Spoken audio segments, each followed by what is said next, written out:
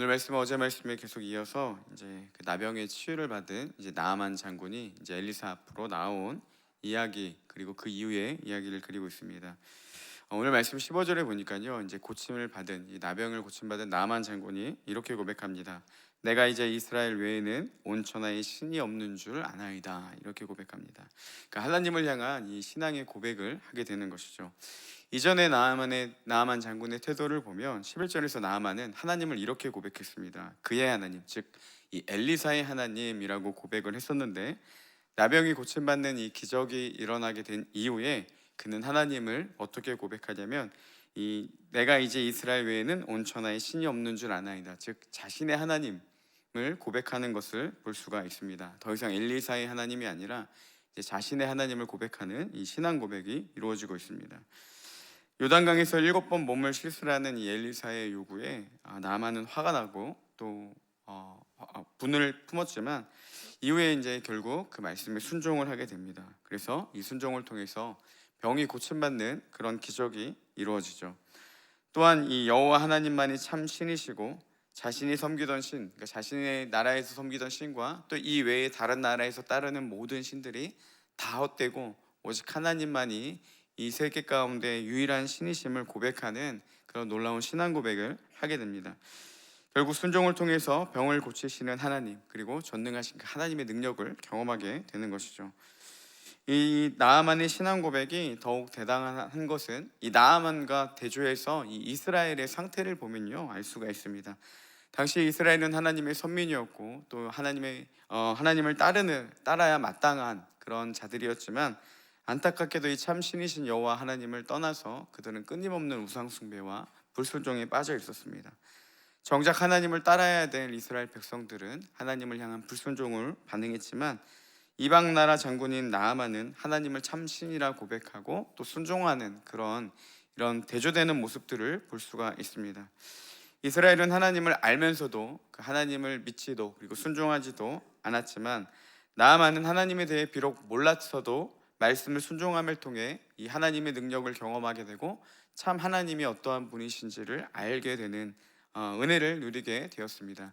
여러분, 이 둘의 가장 큰 차이, 바로 이 순종이고요, 이게 순종하는 은혜이자 축복이라는 것입니다. 우리가 보이지 않는 하나님을 어떻게 알 수 있겠습니까? 오직 순종함을 통해서 우리의 삶 가운데 경험할 수 있다는 것입니다.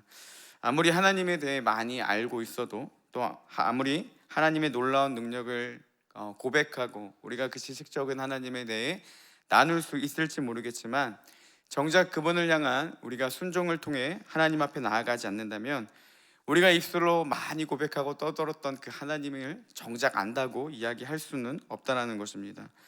입술로 고백한 하나님, 그리고 우리가 알고 있는 이 성경을 통해, 그리고 많은 사람들의 입술을 통해 알게 된 그 하나님은요, 오직 순종함을 통해서 우리가 바로 알 수 있다라는 것입니다. 그리고 우리가 알고 있는 말씀에 기록된 여러 가지 축복도요, 지식적인 알미 아닌 순종함을 통해서만 누릴 수 있는 하나님의 귀한 축복이라는 사실입니다. 안타깝게도 하나님을 머리로만 아는 사람들이 종종 있습니다. 하나님이 믿는 자들에게 어떻게 행하시고, 또 하나님이 어떠한 능력과 어떠한 성품을 가지신 하나님이시며, 또 그 하나님이 어떻게 믿고 따라야 되는지, 그리고 그들에게 어떠한 축복이 주어지는지 너무나도 잘 알고 있습니다. 그래서 심지어 성도들 간의 교제를 통해서 하나님에 대해 나누며 그들을 위로하기도 하고 권면하기도 하며, 심지어 많은 사람들에 대해서 어떻게 살아야 되는지 조언을 해주기도 합니다. 하지만 정작 자신의 삶에서는 그 하나님이 어떻게 역사하셨는지, 그리고 전능하신 하나님이 내 삶에서 어떻게 이끄시고 인도하셨는지에 대해서는 전혀 할 말이 없다라는 것이죠.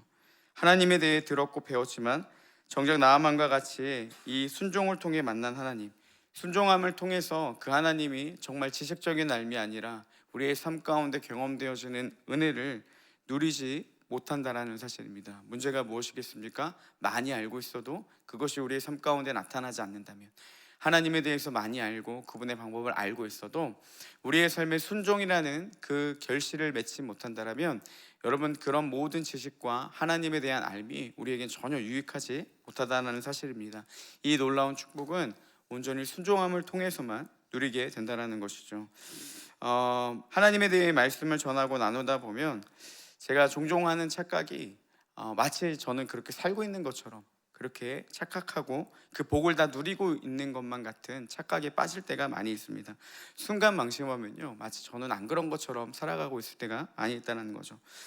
설교를 통해서, 말씀을 가르침을 통해서 아무리 많은 이들에게 도전과 감동을 주고 심지어 그들의 삶이 변화되는 놀라운 경험을 하더라도 정작 그 말씀이 제 삶 가운데 순종함으로 나타나지 않는다라면 다른 이들에게 유익은 줄지 모르겠지만 제게는 정말 아무런 유익함도 없다라는 사실입니다.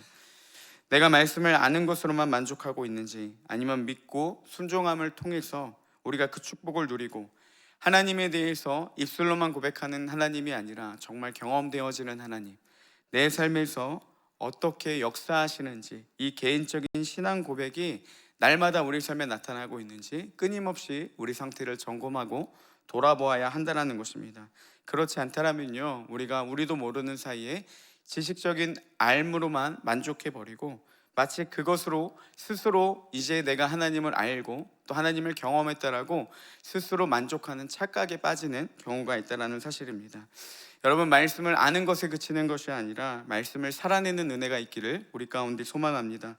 삶에서 하나님의 말씀을 따르고 말씀을 통해 내 안에 역사하시는 하나님, 그분을 날마다 믿음 가운데 고백하며 하나님과 친밀함을 누리는 우리 온사랑교회가 되기를 주님의 이름으로 축복합니다.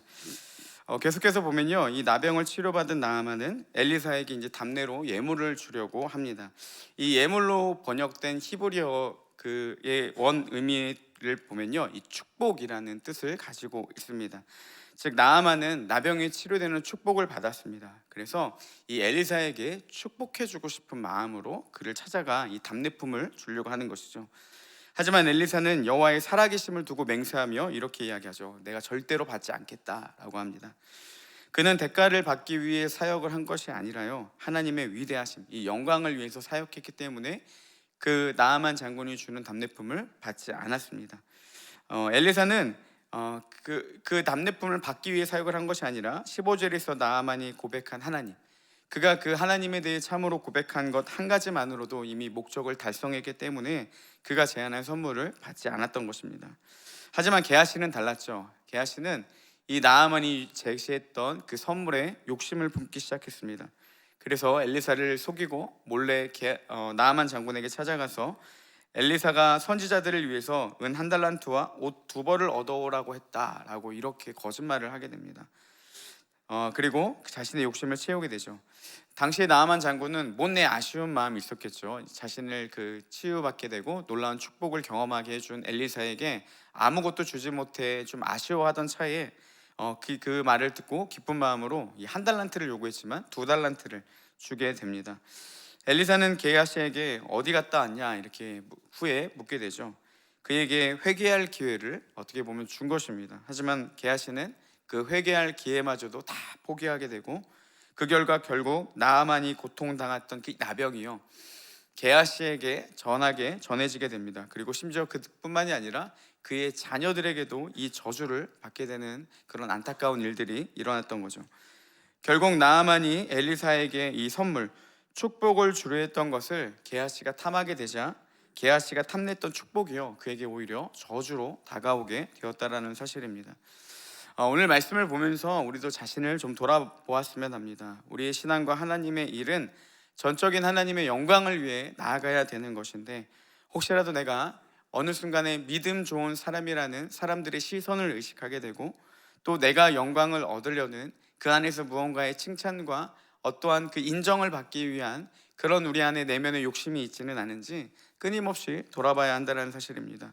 하나님의 일을 감당하면서도 하나님의 영광이 아닌 자신이 그 영광을 가로채려는 교묘한 수법들이 우리 가운데 있지는 않은지, 사단은 그것으로 자꾸 하나님의 영광을 그릇되게 만들고 우리를 변질시키기 때문에 우리는요, 끊임없이 내면을 살펴보는 은혜와 지혜가 있어야 한다는 사실입니다. 제 안에도 보면 하나님의 영광을 가로채려는 마음이 너무 많습니다. 그래서 이 설교하고 나서는요, 좀 인정받고 싶은 마음에 아내에게 찾아가서 항상 묻습니다.